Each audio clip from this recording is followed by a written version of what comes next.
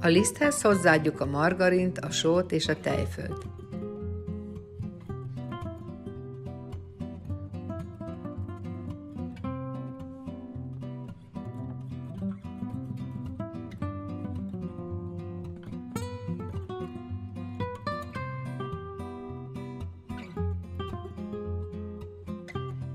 Jól összegyúrjuk.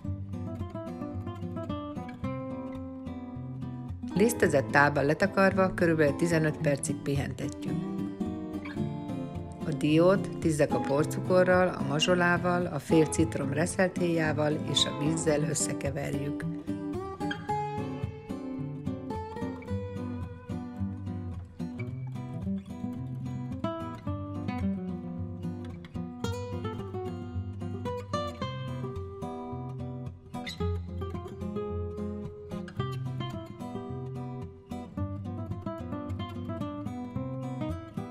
A mákhoz hozzáadjuk a porcukrot, a citromreszelthéját,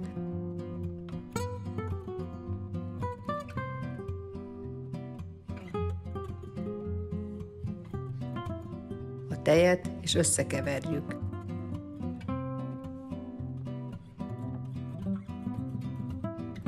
Lisztezett gyúródeszkán a tésztát 2 részre vágjuk.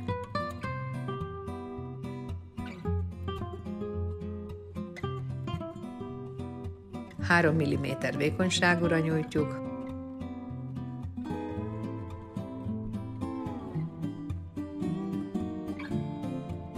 hat centi átmérőjű lisztbe mártott pogácsaszaggatóval kiszúrjuk. A leeső tésztadarabokat összegyúrjuk, és a végén kiszaggatjuk.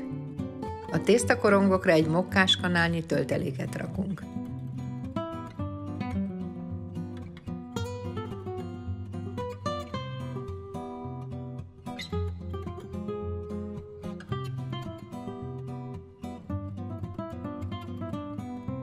Feltekerjük, majd kissé meghajlítjuk. Sütőpapírral bélelt tepsibe tesszük a kifli formákat.